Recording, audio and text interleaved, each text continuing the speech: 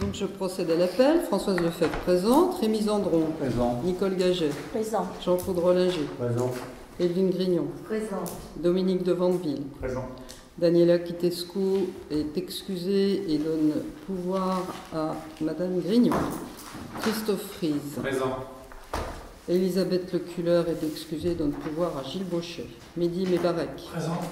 Catherine Vijoux est excusée et donne pouvoir à Jean-Claude Rollinger. Noël Aubry est excusée et donne pouvoir, enfin représentée par Rémi Zandron. Lauriane Célin est excusée. Gilles Bauchet. Présent. Claudine Couder est représentée, excusée, donne pouvoir à Madame Lefebvre. Marie-Angélique Picard est représentée et excusée, représentée, donne pouvoir à Jean-Philippe Picard. Kébir Machrak. Présent. Jean-Philippe Picard. Présent. Brigitte Berthaud. Présente. Le quorum étant atteint, la séance est ouverte. Donc, secrétaire de séance, Mebarek et Nicole Gaget. Point numéro 1, approbation du procès verbal du dernier conseil municipal. Est-ce qu'il y a des remarques, des questions? Oui, j'ai une remarque. J'ai une remarque en page 4 sur la convention relative à l'aménagement de la RD 1605. Il y a mentionné, Mme Chambéron-Berthaud dit que les arbres seront coupés par la canevesse. J'ai jamais dit que les arbres. J'ai demandé si les arbres seraient coupés par la canevesse. C'est pas une affirmation, c'était une interrogation. Une interrogation. Donc j'aimerais bien qu'on le modifie. Vous apportez la réponse en dessous, mais voilà. Et il y a juste une faute d'orthographe aussi. Hein, bon. Parce qu'il est mis, hein. En page 8, sur le budget primitif, troisième paragraphe, M. Bauchet répond que certaines recettes d'investissement sont en baisse, il y a un S à baisse. Il faut juste enlever le S. Oui. Voilà.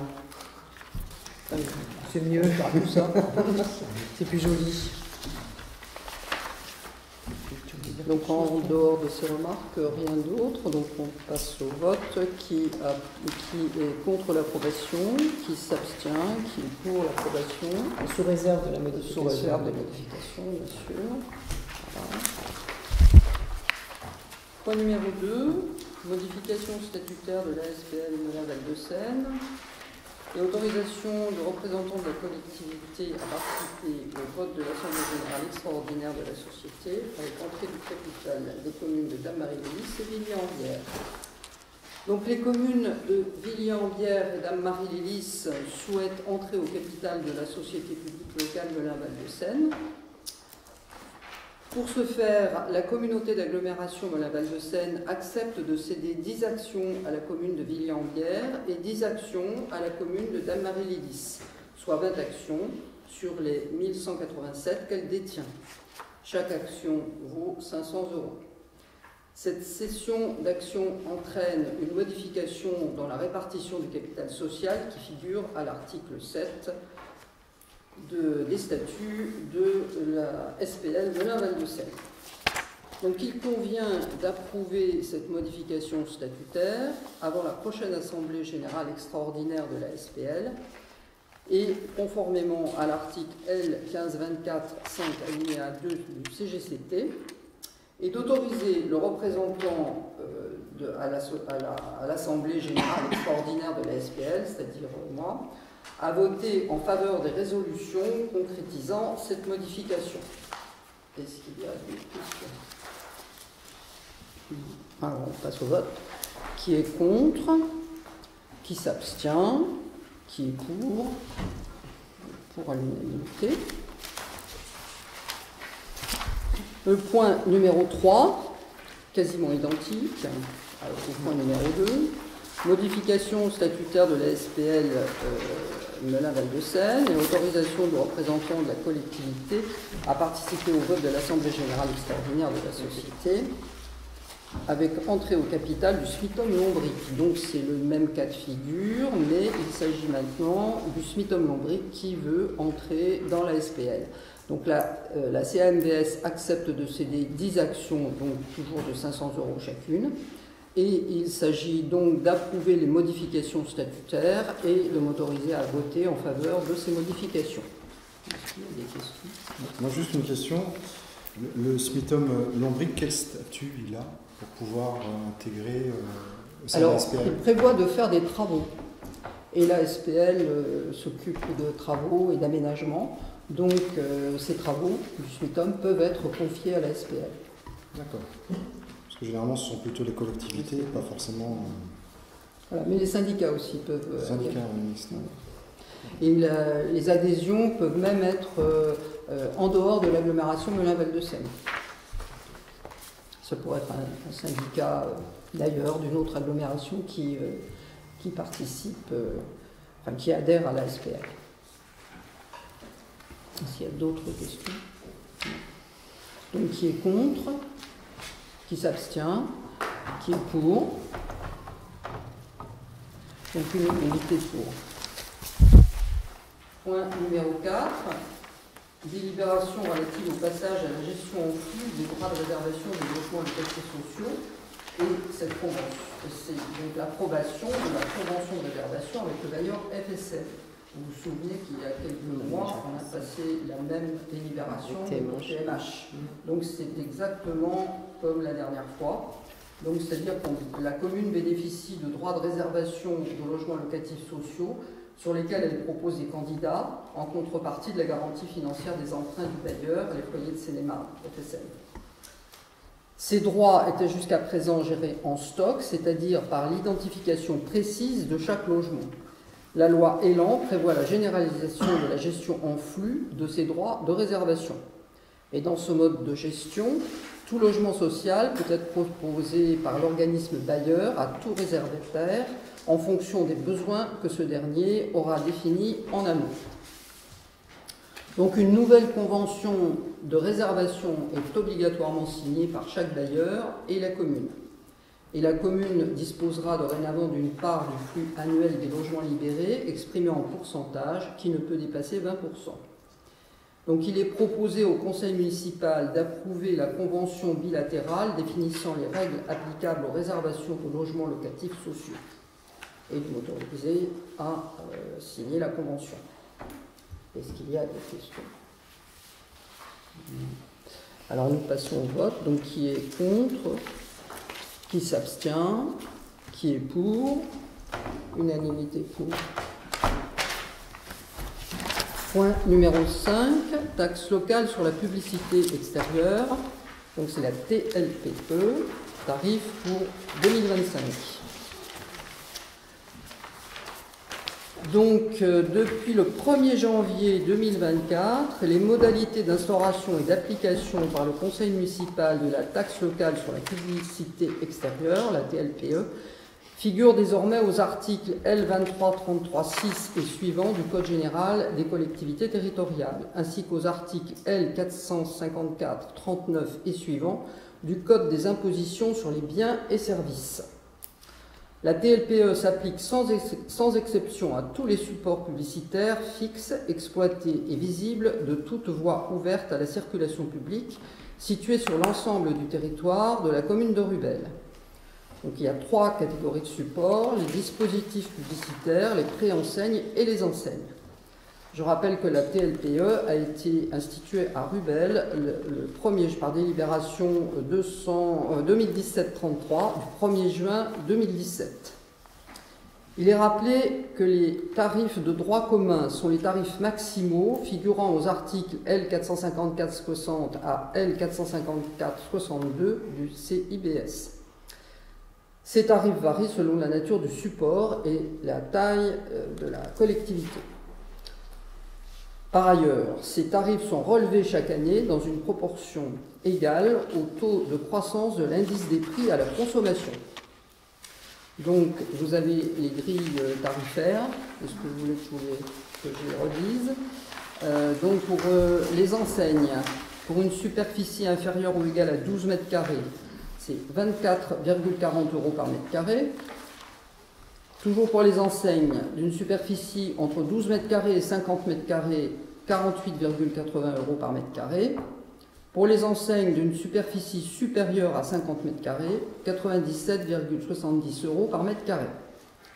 Pour les dispositifs publicitaires et pré-enseignes, support non numérique, superficie inférieure ou égale à 50 mètres carrés, 24,40 € par mètre carré.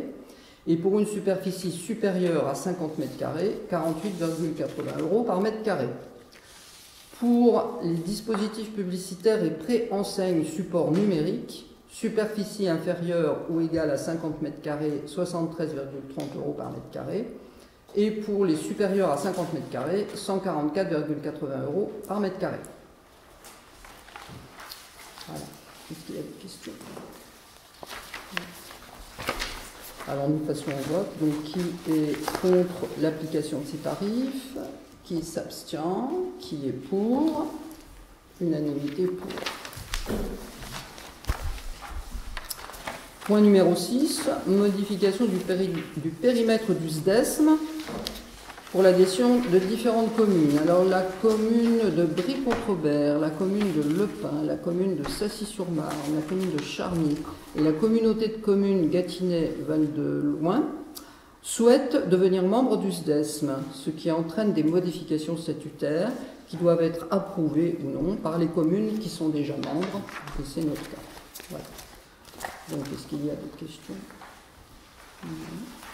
Donc, qui est contre l'adhésion de ces communes? Qui s'abstient? Qui est pour? Pour à l'unanimité. Décision modificative numéro 1. Donc là, il y a une erreur dans ce qui vous est parvenu, dans le document qui vous est parvenu. Et il faut lire 1664 dans chaque colonne. Voilà. Donc, une demande de remboursement de taxes d'aménagement est faite. En fait, c'est un permis de construire qui n'a pas abouti. Donc, la somme de 1664 € est prise sur le chapitre 16, article 1641, pour être ouvert au chapitre 10, article 10.226.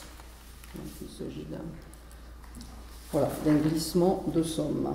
Est-ce qu'il y a des questions?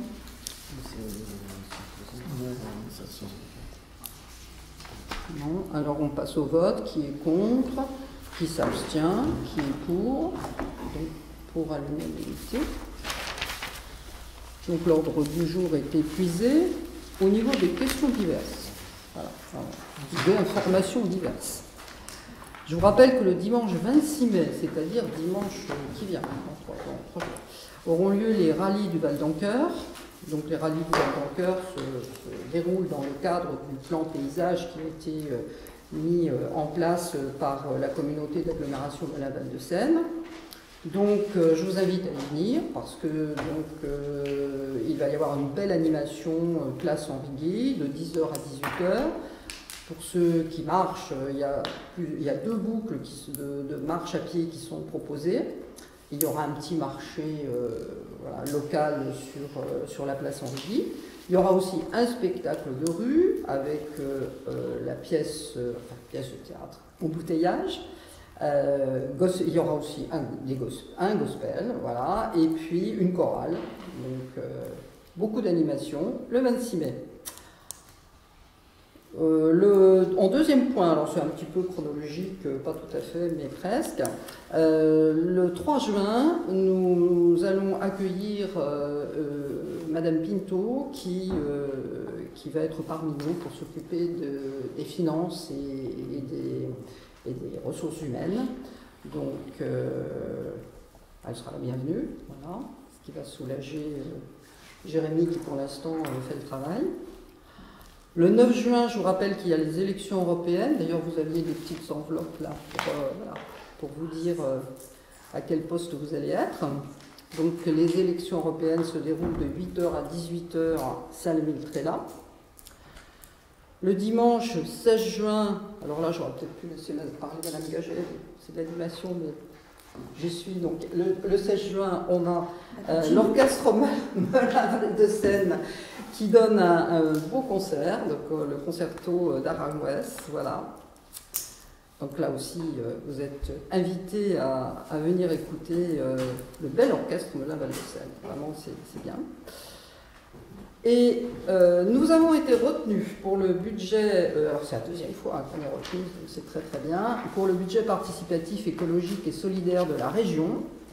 Et cette fois, ça concerne la plantation des arbres de naissance et l'achat de bacs à fleurs. Voilà. Mais pour qu'on puisse obtenir complètement ce budget participatif, il faut que vous votiez. Donc ça a été mis sur Facebook, sur Panneau Pocket, enfin partout sur le site. Donc il faut aller voter pour qu'il y ait suffisamment de voix pour qu'on puisse remporter à nouveau ce budget participatif de la région. Donc je vous encourage aussi à le faire. Voilà. Et nouveauté, on va mettre en place des conseils de quartier. Conseils de quartier en été, hein, voilà. Donc on a déterminé trois secteurs à Rubel. Donc les conseillers municipaux sont invités à venir participer bien sûr à ces conseils de quartier. Ça consiste à rencontrer les habitants et à recueillir leurs doléances, leurs félicitations, leurs souhaits, leurs remarques, leurs propositions, donc à discuter avec les gens. Hein, voilà. Donc le premier conseil de quartier aura lieu dans le secteur des Bertagnes, donc ça sera le 3 juin. Le 10 juin, ce sera donc le rendez-vous pour les Bertagnes, c'est au lac des Bertagnes. Voilà. Petit parking en face du lac des Bertagnes. Au 3 Noyers, ça sera au kiosque, le 10 juin. Et le 24 juin, boulevard de Gaulle, là, ça sera à la salle Émile Trélat, où on pourra rencontrer tout le monde. Voilà. Donc, je vous invite à participer. Donc, ce sera à 18h. J'ai oublié de dire l'heure. 18h pour les gens qui travaillent, ça sera plus facile de participer. Pour les enfants, je rappelle qu'il existe Sport Passion à partir de 6 ans jusqu'à 17 ans. Voilà. Donc ça, c'est la communauté d'agglomération de Val-de-Seine qui propose ça. L'accueil de loisirs à Rubel sera ouvert en juillet et août, mais comme pour l'instant on n'a que 8 inscrits, ben, voilà, j'espère que ça va prendre un petit peu d'ampleur.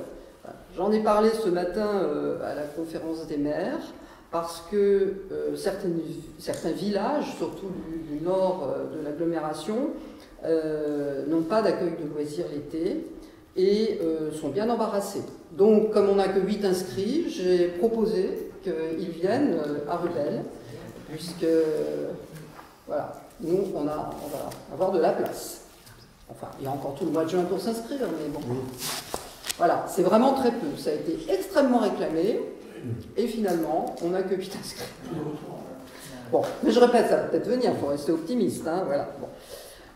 Et puis, enfin, on a Prof Express, vous savez qu'on adhère à Prof Express, qui est un service gratuit pour les Rubellois, et il propose un entraînement spécial pour l'oral du bac. Donc là aussi, il faut le faire savoir parce que ça peut aider beaucoup les bacheliers.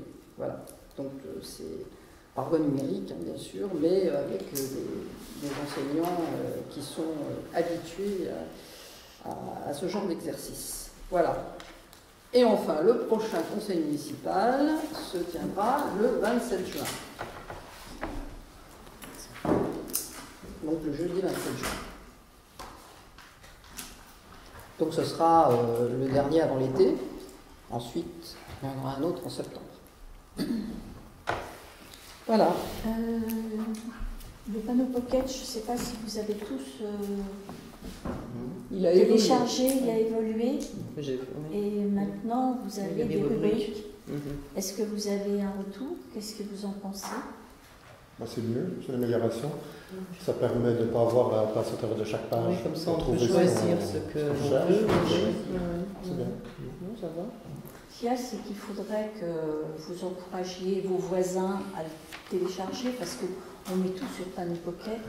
Donc il faudrait encourager vos voisins, les Rubellois à le télécharger. Parce que c'est vraiment un très bon outil. Ah oui, hein. On passe beaucoup de choses dedans.